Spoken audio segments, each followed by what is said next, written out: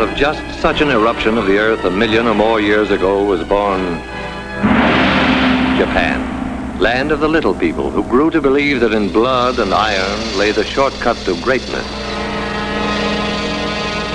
Land of philosophies and religions stranger than their names, like Bushido, the medieval code of slicing a victim with a samurai sword. Hako Ichiu, which means the four corners of the world under a Japanese roof.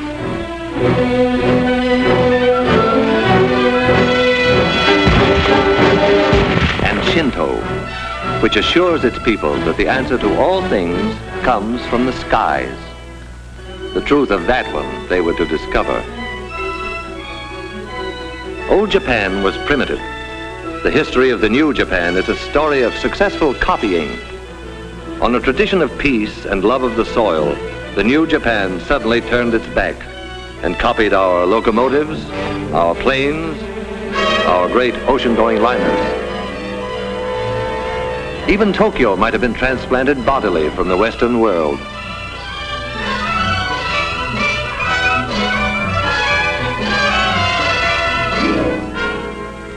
Japan's plans for world conquest were financed by the fine thread of an industrious caterpillar, woven into silk and stamped "Made in Japan" for its English-speaking customers.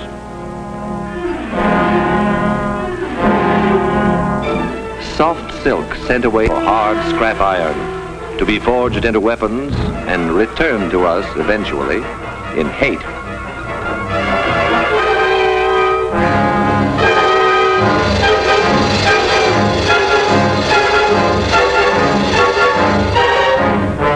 Made in Japan became a sentence of death.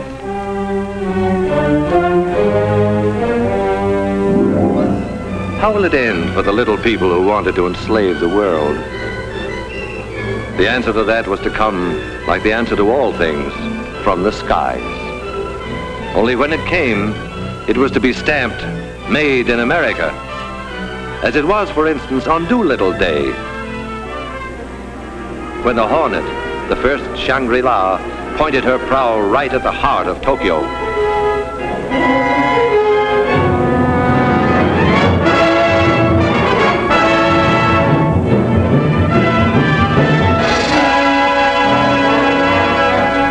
This was the first brief answer to Japan that came from the skies. It was not to be the last. General Doolittle vowed, "We're going back to Tokyo, and we shall go in full array and with mighty allies." a weapon was ready.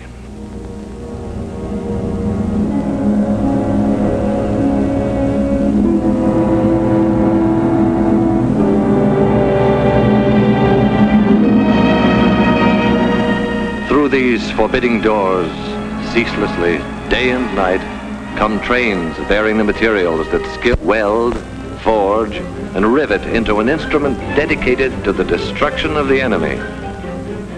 This is only one of many plants that one day appeared where just the day before, it seemed, was pasture land, or the place where they were building washing machines. When the workers reported for the first time, few of them guessed the exact nature of what they were building. They knew that a giant plane would result, but beyond that it was largely conjecture. But then the day came, inevitably, when the pieces of their jigsaw began to fit together. The day when the mountains of material and the millions of man-hours all combined to confirm the assembly line rumor, the washroom gossip, and their honest-to-God American curiosity. They were building the mightiest aircraft in history. They were building a plane for the Army Air Forces that would reduce the huge fortresses and liberators to medium bombers.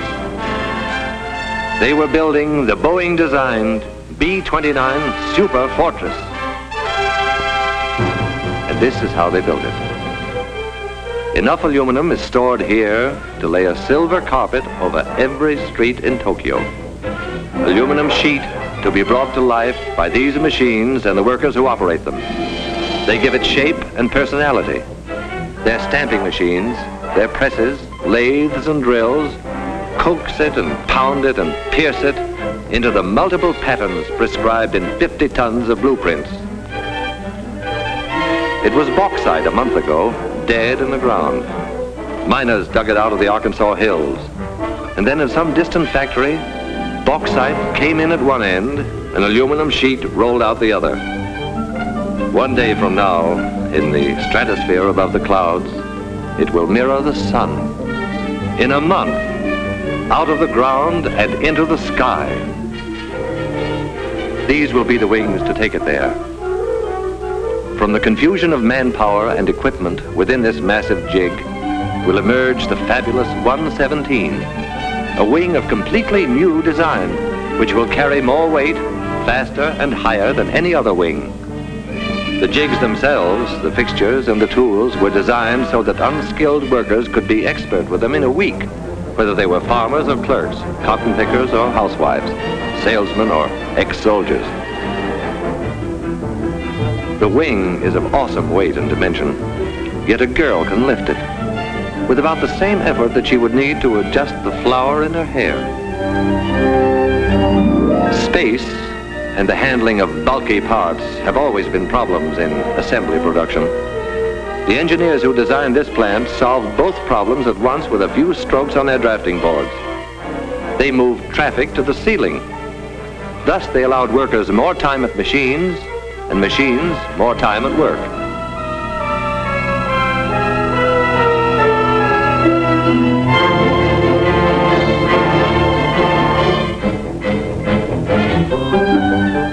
Here is the wing in a more advanced stage.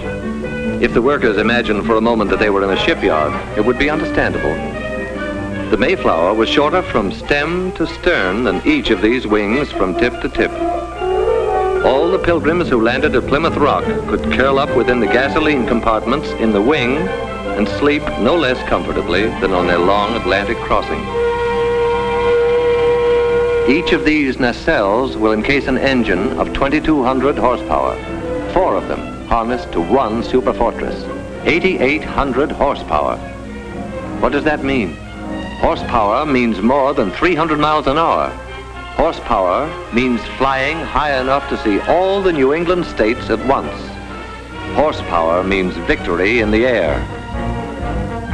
When these skeleton nose sections are enclosed in aluminum and glass, they will be the most comfortable cockpits a bomber ever had. The windows cannot cloud or frost. The pilot's instrument panel is less complex than the dashboard of an automobile. Soundproofing allows talk without the interphone. And because the entire compartment is a pressurized tank, the air remains practically constant from prairie level to the rarefied atmosphere over the Himalayas.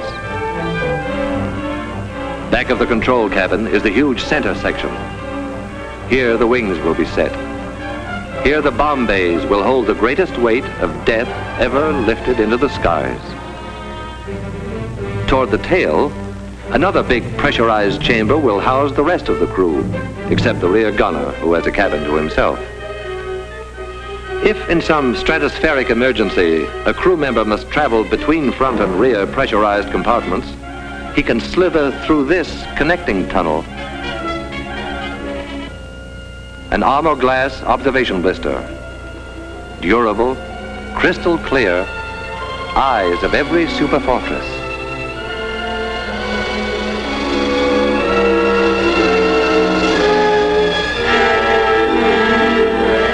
The prefabricated sub-assemblies are manufactured by other contractors and shipped to this plant by the carload.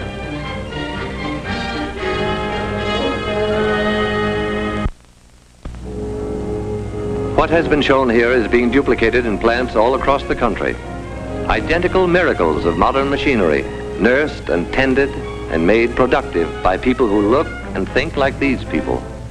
The fair, the dark, people with deft hands and unblinking eyes, the strong with their willing muscles, and those less strong but as willing, the braided schoolgirls, the white-haired grandmothers, the old young, the young old, the little ones and the less little ones, working together in intimate harmony. Their product, death. Their goal, peace. These workers are the lucky ones who see the finished product of their labor roll off the line. Every hour of every day, they are witness to this awe-inspiring ceremony, this tremendous wedding of material and man-hours, this climax in the history of man's conquest of the air.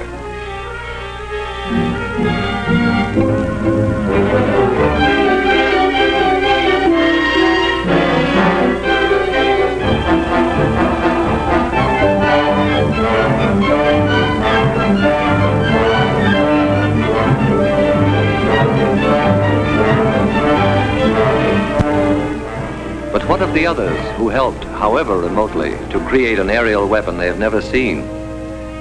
The lumberjack who felled the trees that became the blueprints of the B-29. The bauxite miner in the Arkansas hills, and the miner of iron and coal.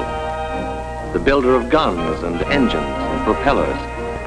The grimy, sweating men who cast the cylinders and forged the crankshaft. The maker of tires, electrical equipment, instruments and safety wires, the citizens who paid for the superfortress with their purchases of war bonds. Theirs are isolated lines of effort, initiated all across the land and converging eventually beneath this vaulted roof.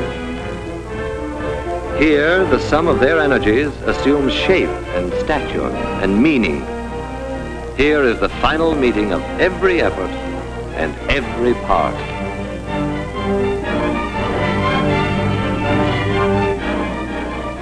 A bold insignia will proclaim to the enemy that this is the proud new weapon of the United States Army Air Forces. But it is our plane too, because we the people built it. We conceived it, financed it, gave it wings. We powered it and armed it, and our sons and brothers fly it. The function of the people's superfortress is to break the race who turned their backs on reason, to spin them around to face the peaceful way of living. It is the people's answer to all the sneak raids, all the death marches, all the stabs in the back. It is our memorial to the fighting men who were not afraid to die, who bought with their lives the time we needed to make the weapons to win the war. Like this weapon, which 50 hours after its tests will be landing in India or China or some other faraway Shangri-La to regain its breath before the final assault for which the people destined it. Within the plant, work proceeds, but the workers cock their ears for a sound that regularly drowns the clatter of their tools. It is more than a sound. It is a song. This is the song they hear.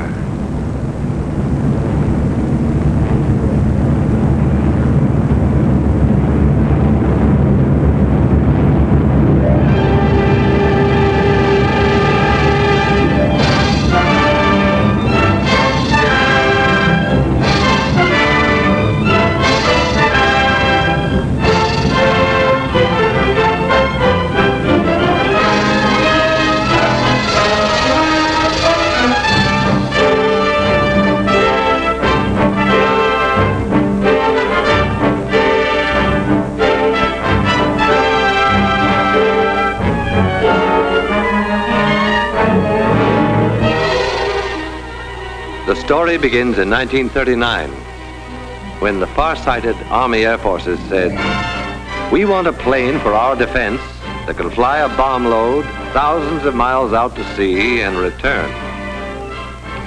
After 6 months' work, there was a tiny model which spent the next 6 months in a wind tunnel. And then there was a full-scale model which was subjected to every punishment man could devise for it. Only after a year of such tests did the Air Forces let contracts for planes that would be built to fight. The B-25 Mitchell is a big, strapping bomber, 67 feet across the wings, but it could reach Japan only if it took off from an aircraft carrier. Much bigger is the famed B-17 Fortress. 104 feet from wingtip to wingtip, it has ranged 1,400 miles over Japan's island conquests. but it cannot reach Japan itself from any base we now hold. The Superfortress, wingspan 141 feet, longer than the Wrights' first flight through the air at Kitty Hawk. Range, altitude, and bomb load, secret, though the Air Forces do say of them laconically. Very long, very high, and very large. Because it is a global bomber, around it has been built an entire new Air Force, the 20th. The 20th War Theater is the world itself. Its operations room is the war room of the Chiefs of Staff in Washington. Its planes will be treated as a major task force, in the same manner as a naval task force is directed against a specific objective. Watch it come in for a landing. A revolutionary set of flaps that constitutes nearly 1/5 of the wing area gives the ship a low landing speed and a shorter landing run than many a plane half its size. All this great weight of Superfortress is supported by a tricycle gear whose tires require less pressure than a child's bicycle.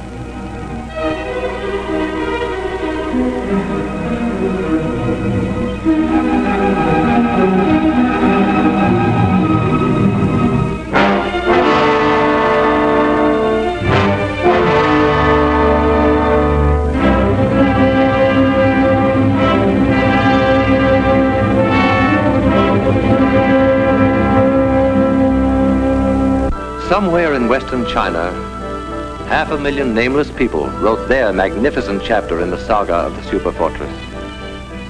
2,000 years after their ancestors built the Great Wall for the defense of China, these farmers transformed saturated rice paddies into airfields for offense against a new invader. They had no machinery as we know it, only their million hands and a searing memory of anguished years since Japan set out to annihilate them. Stone by stone, layer after layer, bound together not just with muddy water, but with the blood of their brothers who died under the samurai's sword. And soon there were runways to bear the weight of a whole fleet of superfortresses. Revenge for the nameless people was close at hand.